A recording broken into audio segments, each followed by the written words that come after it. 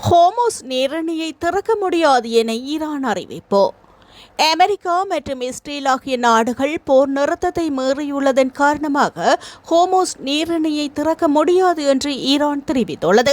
அமெரிக்காவினால் Iran துறைமுகங்கள் முடக்கப்படுவது உலக பொருளாதாரத்தை பிணை கைதியாக வைத்திருப்பதற்கு சமமானது என்று ஈரான் பாராளுமன்ற சபாநாயகர் குறிப்பிட்டுள்ளார்.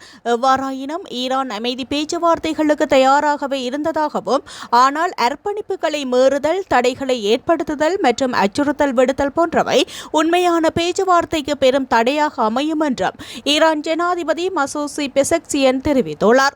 இவ்வாறானதொரு பின்னணியில் ஈரானுடன் புதிய சுற்று அமைதி பேச்சுவார்த்தைகள் அடுத்த 36 மணி முதல் 72 மணித்தியாலங்களுக்குள் ஆரம்பமாக வாய்ப்புள்ளதாக அமெரிக்க ஜனாதிபதி டொனால்ட் ட்ரம்ப் தெரிவித்துள்ளார்.